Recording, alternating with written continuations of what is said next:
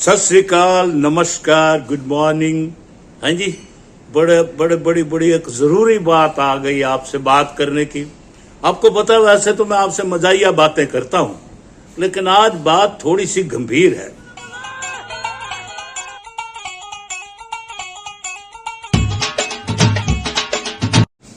देखें ना जी, हमारे देश के जितने भी पॉलिटिकल लीडर्स हैं, चाहे वो सत्तारूढ़ पार्टी में है या सत्तारूढ़ गई पार्टी में है, चाहे वो पक्ष में है या विपक्ष में, उन्हें बहुत चिंता रहती है हमारे देश की, गरीबी की, बेरोजगारी की, बहुत बातें करते हैं वो।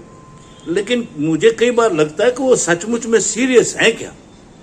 अरे भाई, अगर आप सीरियस हैं हमारे देश में गरीबी बेरोजगारी को लेकर, तो ये थोड़े दिनों के बाद आप विदेश यात्रा पे क्यों चले जाते हैं? हाँ जी, लाखों करोड़ा रुपया लग जाता है। मैंने तो सुना भाई जहाज का जो पेट्रोल है वही बड़ा महंगा होता है। अरे बाप रे, ये तो धोती खोल रहा है।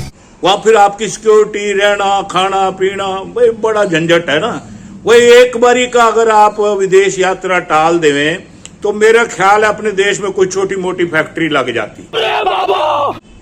मुझे किसी पार्टी से कोई प्यार नहीं, मैं तो गल खरी खरी करता हूं। हाँ जी, देखो मेरी बात सुने, सत्ता पक्ष वाले बाहर जाते हैं, जाके बहाना बनाते हैं इंटरनेशनल रिलेशन सुधारने के लिए यात्रा जरूरी थी।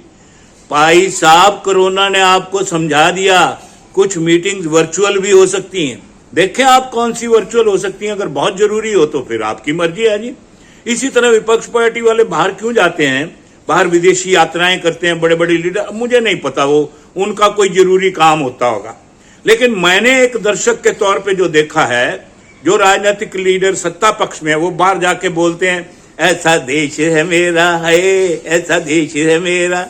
और जो विपक्ष वाले हैं वो ये बोल रहे होते हैं ऐसा देश है मेरा, है ऐसा। अरे यार, हमारा देश कैसा है पूरी दुनिया को हमसे ज्यादा पता है। अगर नहीं पता होता तो हमारे पास रिलेशन क्यों रखते, हमारे देश में इन्वेस्ट क्यों करते, हमारे देश के साथ बाइलैटरल एग्रीमेंट क्यों करते।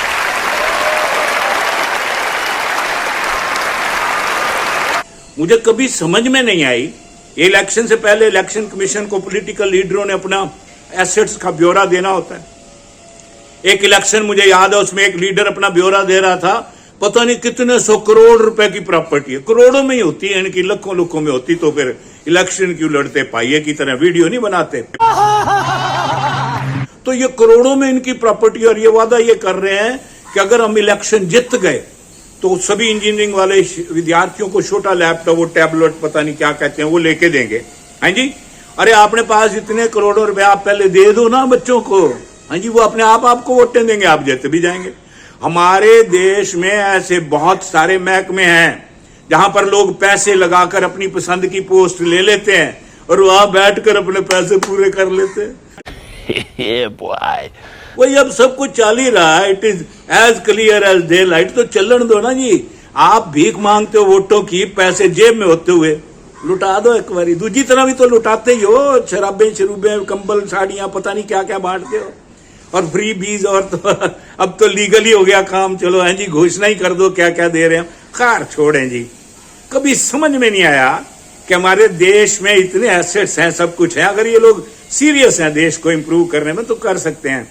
पॉपुलेशन आड़े नहीं आती, चीन के कहां आड़े आई। खैर, मैं ये सोचता हूं कि भाई साहब, ये मसला क्या है?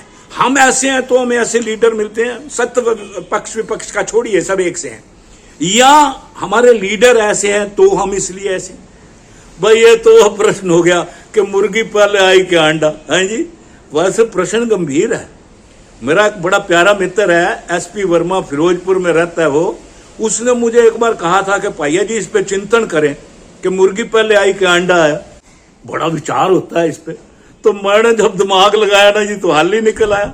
मुझे पता लग गया कि इस धरती पर पहले मुर्गी आई थी, प्रेग्नेंट थी, अंडा डिलीवर करने ही आई थी। उसने करा अंडा डिलीवर, फिर अंडी हो गए, अंडे पांडे हो गए। खैर, हंसते रहे, हंसाते रहे जी। मुर्गी अंडे को छोड़े, थोड़ा देश के बारे में सोचें। आप भी सोचें, नेता भी सोचें। इंशाल्लाह बड़ा अच्छा मुल्क है मेरा, और अच्छा बन सकता है, और अच्छा बन सकता है। हाँ जी, थोड़ा सीरियस होने की जरूरत है। हंसते खेलते रहें, देखते रहें, दिखाते रहें, करते रहें सब्सक्राइब, और बनाते रहें आप सबकी दुआ से, मेहरबानी से, आपके प्यार से ही है। पाया कैंट